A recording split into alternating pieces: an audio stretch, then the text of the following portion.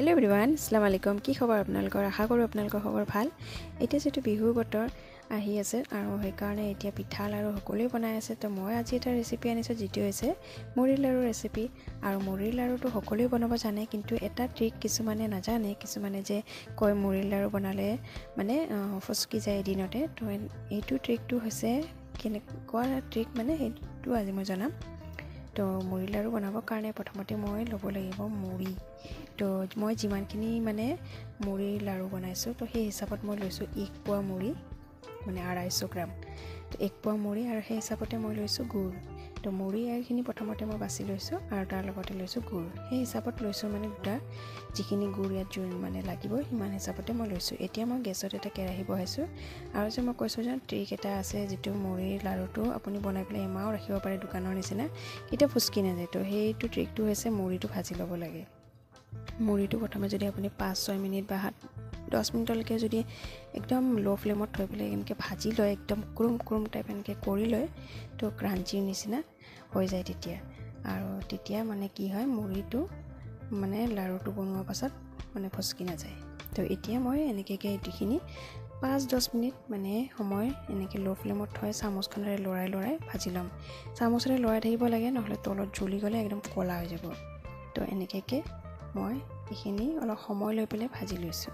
তো ধুনীয়াকৈ যেতিয়া একদম হাতেৰে মানে কৰি চাব যে একদম কটককৈ ভাঙি যায়, তো তেতিয়া কি হয়, বস্তুটো ধুনীয়াকৈ মানে লাড়ুখিনি হয় আৰু লাড়ুখিনি মানে ফচকি নাযায় বা ভাঙি নাযায়। মানে কিছুমানৰ কি হয়, নতুনত ঠিকেই হয়, পিছত গৈ পেলাই ভাঙি যায়। তো এতিয়া মই কেৰাহীৰ পৰা নমাই দিছোঁ মানে মুড়িখিনি, আৰু কেৰাহীত অকণমান পানী দি দিছোঁ। পানীৰ লগত দি দিছোঁ মই গুড়খিনি, যিখিনি গুড় মই লৈছিলোঁ সেইখিনি গুড়খিনি মই এতিয়া পানীখিনি দি লৈছোঁ। তো এনেকৈ পানীত দি লৈ এতিয়া এইখিনি মই মেল্ট কৰিম। তো এইখিনি অলপ সময় লাগে, আৰু গুড়টো সদায় মানে কি, গুড়খিনি আমি সময় লৈ পেলাই মেল্ট কৰিব লাগে, আৰু ইয়াক একদম টাৰি ওলোৱাকৈ কৰিব লাগে, যাতে কি বস্তুখিনিৰ পৰা মানে পকি এটা কালাৰ চেঞ্জ হৈ যায়। তেতিয়া মানে গৈ পেলাই বহুত ধুনীয়াকৈ লাড়ু হয়। যিকোনো লাড়ু বনালে, যদি নাৰিকলৰ লাড়ু গুড়েৰে বনায় তেতিয়াও এনেকৈ কৰিব লাগে, তো লাড়ুখিনি খুব বেছি ভাল হয়। তো এতিয়া মই এইখিনি প্ৰথমে পানীখিনি শুকাই ল'ম। যিখিনি পানী মই ইয়াত ব্যৱহাৰ কৰিছোঁ গুড়খিনিত, সেই পানীখিনি মই প্ৰথমতে শুকাই ল'ম। তো এতিয়া মই এইখিনি পানী শুকুৱাই লৈছোঁ, আৰু এইটো মই ফ্লেমটো একদম হাই ফ্লেমতে ৰাখিছোঁ, কাৰণ প্ৰথমতে পানীখিনি শুকাই ল'ব লাগিব। তো এইখিনি মই লাৰি পেলাই শুকাইছোঁ, কাৰণ নালাৰিলে তলত পটককৈ লাগি যায়, গুড় হয় যিহেতু, তো জল্দি লাগি যায়। তো এতিয়া পানীখিনি শুকাই আহিছে, আৰু এতিয়া চামুচত একদম জোৰে লাৰি দিছোঁ, যাতে কি তলত লাগি নাযায়। তো এইখিনি এনেকৈ লৰাই একদম মানে গোটা হোৱাৰ নিচিনাকৈ কৰি ল'ম। তো এইখিনি মোৰ এতিয়া আৰু অলপ সময় কৰিলে হৈ যাব। তো সেইকাৰণে মই চামুচেৰে উঠাই পেলাই চাইছোঁ, কিন্তু এতিয়া অলপ পনীয়া হৈ আছে। তো আৰু অলপ সময় মই এনেকৈ পকাই ল'ম। দেখিছে এতিয়া একদম আহিব হৈছে। কেতিয়াবা আপুনি এইটো কৰি চাব পাৰে, অলপমান উঠাই পেলাই পানীত দি পেলাই, এনেকৈ বহুতে কৰি চায়, কিন্তু মই এইখিনি আন্দাজখিনি জানো কাৰণে মই এনেকৈ কৰি চোৱা নাই। তো এতিয়া এইখিনি হৈ গ'ল, এইখিনি দিব পৰা হৈছে। আৰু তো এতিয়া মই যিখিনি মুড়ি মই ভাজি থৈছিলোঁ, সেইখিনি মুড়ি মই ইয়াতে দি লৈছোঁ, আৰু এতিয়া এইখিনি মই ভালকৈ মিক্স কৰি ল'ম। মুড়ি আৰু গুড় দুটা বস্তু মিক্স কৰি ল'ম। মুড়ি লাড়ু বনোৱা একেবাৰে সহজ হয়, সকলোৱে জানে।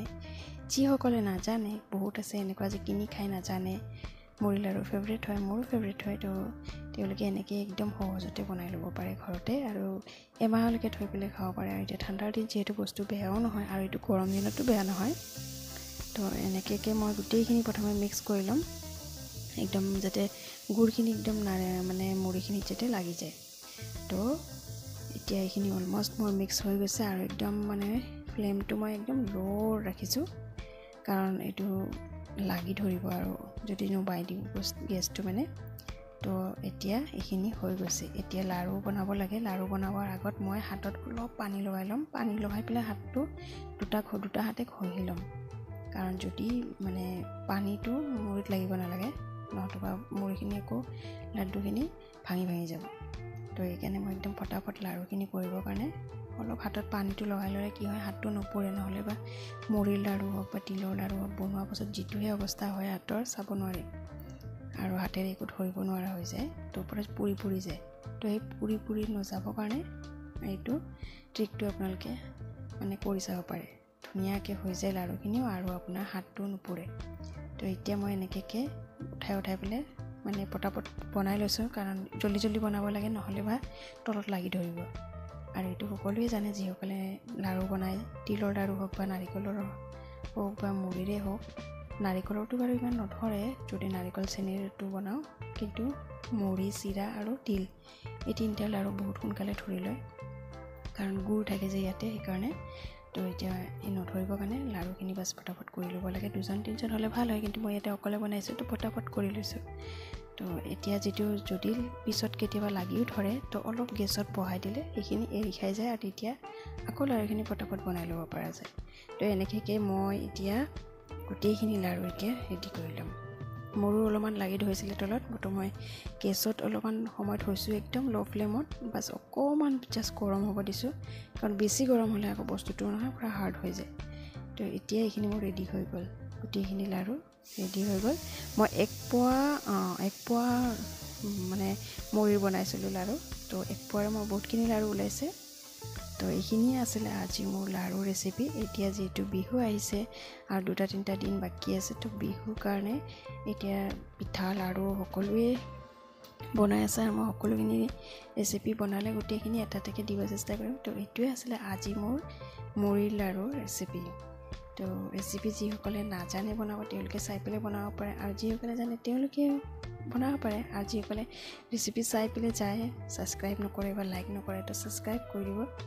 তো ৰেচিপি চাই ভাল লাগিলে লাইক, শ্বেয়াৰ এণ্ড ছাবস্ক্ৰাইব কৰিব। একদম গল্ডেন হৈছে আজি লাড়ুখিনি। তো এতিয়া আকৌ নেক্সট ভিডিঅ'ত লগ পাম কিবা এটা পিঠা বা লাড়ু ৰেচিপিত। বাই, তেতিয়ালৈকে আহিছোঁ।